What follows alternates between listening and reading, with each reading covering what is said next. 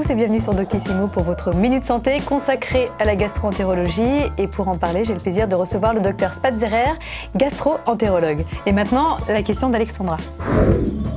Alexandra, une petite fille de 3 mois qui régurgite après chaque biberon. S'agit-il d'un reflux gastro-œsophagien ?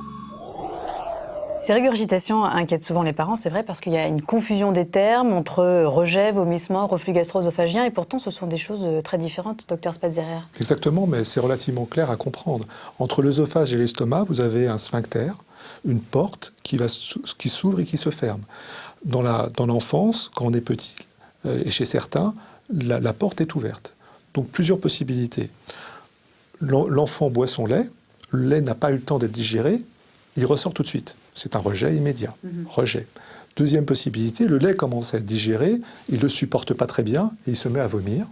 Troisième possibilité, il y a un reflux, un vrai reflux, une brûlure qui lui fait mal, c'est de l'acidité qui remonte et à ce moment-là, c'est une vraie régurgitation ou une brûlure en rapport avec un reflux. Et là, il faut traiter par des médicaments, par des mesures Alors, avant de traiter avec des médicaments, il faut avoir des mesures posturales qui sont simples. Comme c'est un problème mécanique, au lieu que l'enfant soit couché, il faut le surélever de 20 à 30 degrés. Deuxième chose, il faut essayer de répartir l'alimentation en lui donnant plus de biberons. Troisième élément, il faut éventuellement mettre du gélifiant à l'intérieur des biberons de façon à ce qu'il soit alourdi, que le lait soit un peu alourdi.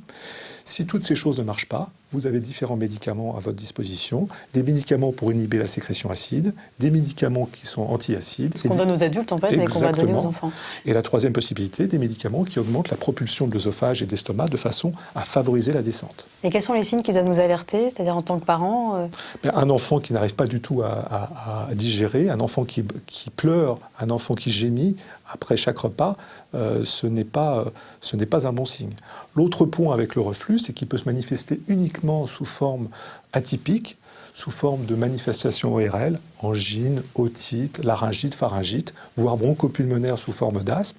Et il faut le dépister parce qu'il y a beaucoup d'enfants qui prennent des traitements antibiotiques à tort, alors que c'est un reflux. C'est juste un reflux et qu'on s'en est pas rendu compte. Exactement. Parce qu'il n'y avait pas de symptômes caractéristiques. Exactement.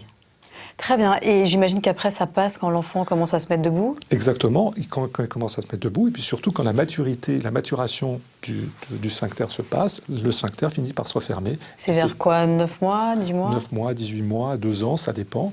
Et puis, le reflux disparaît et tout se passe bien. Voilà, donc soyez patiente, Alexandra. Ces régurgitations vont bientôt disparaître. Merci, docteur Spatzerer. Et encore merci, Alexandra, pour votre question.